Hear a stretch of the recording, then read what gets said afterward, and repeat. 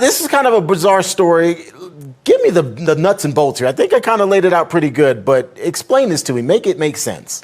Yeah, you did a pretty good job of it. It also probably should be added that remember about a month ago, early June, there were big protests outside of Glendale schools in this same school district, to my understanding, about the transgender agenda that was being pushed into not only high schools but elementary schools. But pretty much basically after that kind of covers the gist of the story without getting into the ridiculousness of the story, I guess. Okay, let's dive headfirst into the ridiculousness because it does seem ridiculous. We were just talking in the break, and I was reading the press release and the email from the principal in which she says the kids appeared to be interested or curious about transgenderism, and that curiosity led to them misgendering someone. They get suspended. Really?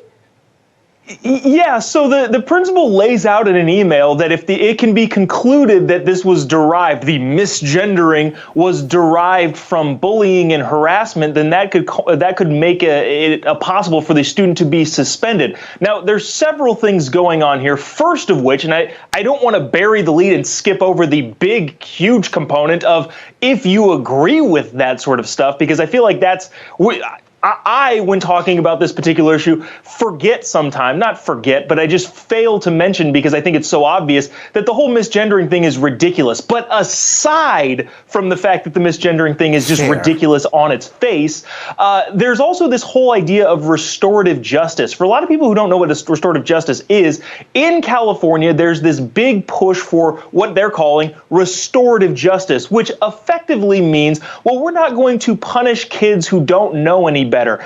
The thought behind it is, well, the bad kids just don't have good situations at home, so we're going to let them get away with pretty much everything and try to reconcile with the kids that they've hurt. What that has led to in California is just effectively lawlessness on campuses, elementary school, high school, because kids don't get punished for their actions, but apparently get punished for calling somebody the wrong pronoun.